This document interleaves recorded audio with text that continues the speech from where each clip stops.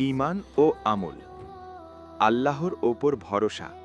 যখন কেউ আপনার পথ আটকে দেয়, তখন জানবেন আল্লাহ আপনার জন্য অন্য কোনো শ্রেষ্ঠ পথ খুলে রেখেছেন, কারণ তিনি সর্বোত্তম পরিকল্পনাকারী। ধৈর্যের ফল। বিপদে ধৈর্য ধারণ করা কষ্টের, কিন্তু এর প্রতিদান অত্যন্ত মিষ্টি। পবিত্র কুরআনে বলা হয়েছে, নিশ্চয়ই আল্লাহ ধৈর্যশীলদের সাথে আছেন। ক্ষমা ও উদারতা। মানুষ ভুল করবেই, কিন্তু শ্রেষ্ঠ মানুষ সেই যে অন্যের ভুল ক্ষমা করে দেয়, কারণ মহান আল্লাহ নিজে ক্ষমাশীল এবং তিনি ক্ষমা করাকে পছন্দ করেন। জীবন দর্শন। সময়ের গুরুত্ব।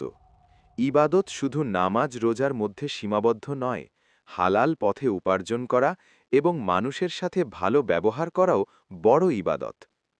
নম্রতা। অহংকার পতনের মূল। মনে রাখবেন, মাটির তৈরি মানুষ একদিন মাটিতেই মিশে যাবে, শুধু থেকে যাবে তার ভালো কাজগুলো। রিজিক। আপনার রিজিকে যা লেখা আছে তা আপনার কাছে আসবেই, এমনকি যদি তা পাহাড়ের নিচেও থাকে। আর যা আপনার জন্য নয় তা আপনার হাতের মুঠোয় থাকলেও হারিয়ে যাবে। প্রিয় নবী সাল্লাল্লাহু আলাইহি ওয়াসাল্লামের একটি শিক্ষা। রাসূলুল্লাহ সাল্লাল্লাহু আলাইহি ওয়াসাল্লাম বলেছেন, তোমাদের মধ্যে সেই ব্যক্তি সর্বোত্তম যার চরিত্র সবচেয়ে সুন্দর। সহি বুখারী। উপদেশ।